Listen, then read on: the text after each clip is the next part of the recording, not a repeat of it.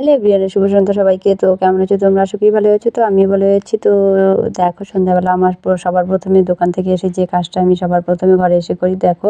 তো সারাদিনে যত কাপড় চোপড় আছে সব কিছু এনে বেনে ধুয়ে মুছে মানে শুকিয়ে ঘরে এনে রাখি। তারপর দেখো ঘরে এসে আমার শুরু হয়ে যায় ঘর গোছানো। তারপরে প্রথমে ঘরটা গুছিয়ে নিই, কেননা একদম অগোছালো আমি পছন্দ করি না। তো ঘর টিপটাপ একদম ফিটফাট থাকবে, খুব ভালো লাগবে।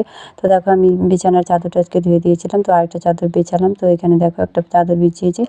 তো চাদরের কোনাটা একটু ছেঁড়া আছে, তোমরা হয়তো ভাববে চাদর নিয়ে অনেকগুলো চাদরই আছে, কিন্তু মানে পাতা হয় না, কেননা ছোটো বাচ্চা আছে। তো মানে নর্মাল চাদরগুলোই রাখি। তো যখন রিলেটিভরা কেউ আসে তখন ভালো চাদর মানে পাতি। এখানে দেখো ছেলে খুব দুষ্টুমি শুরু করে দিয়েছে, আর ওকে বলছে একটা একটা করে বালিশ আমাকে দে। তো এখানে দেখো বালিশের কাভারগুলো ভরছি।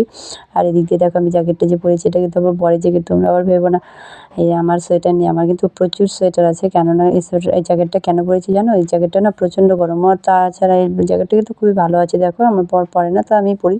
এই ছেলে দেখো এইভাবে দৌড়াদৌড়ি করছে, সোয়েটার টোয়েটার কিছু পরেনি, ওকে জোর করে প্যান্ট পরিয়ে দিলাম। এখানে দেখো আমি জামা কাপড়গুলো ভাঁজ করে নিচ্ছি, ভাঁজ করে তারপর আবার যাবো রান্নাঘরে, রান্না করে গিয়ে দুধ জাল করবো, চা করবো। এখানে দেখো আমি চেয়ারের মধ্যে সব কিছু ভাঁজ করে রাখছি। আর এদিক দিয়ে আমার ছেলে এতটা দুষ্টুমি শুরু করে দিয়েছে, কি আর বলবো, আর কিছু করার নেই। তো দেখো আমি শাড়ি পরেছি। তো এখন প্রচণ্ড ঠান্ডাতে, ঠান্ডার মধ্যে এখন ঠান্ডার দিনে আমি একটা বুদ্ধি করেছি যে ঠান্ডার দিনে শাড়িগুলো পরবো, তো গরমের দিনে নাইটি পরবো। কেননা শাড়িগুলো যদি না পরি শাড়িগুলো একটাও পুরানো হবে না, আর এই শাড়িগুলো মানে ঘরে থেকে আরও নষ্ট হবে। তার জন্য শাড়িগুলো মানে ঠান্ডার মধ্যে শাড়ি পরে থাকি। তো এদিক দিয়ে দেখো আলনাটা গুছিয়ে নিচ্ছি, আলনাটা গোছানোর পর তারপর চলে যাবো রান্নাঘরে। তো এতটা অগোছালো হয়ে থাকে সারাদিন, তো গোছানোর সময় পাই না, সারাদিন দোকানে থাকতে হয়।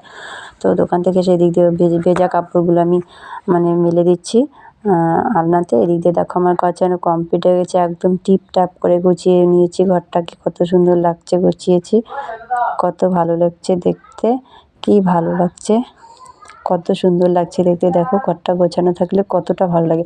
তাছাড়া নিজের ঘরটা না যদি ভাঙা থাকে তাও না মানে স্বর্গ মনে হয়। দেখো এই যে বিছানাটা গুছিয়ে নিচ্ছে, ছেলে এখানে শুয়ে শুয়ে বই দেখছে। তো পড়তে তো বসেইনি, দুষ্টুমি শুরু করে দিয়েছে।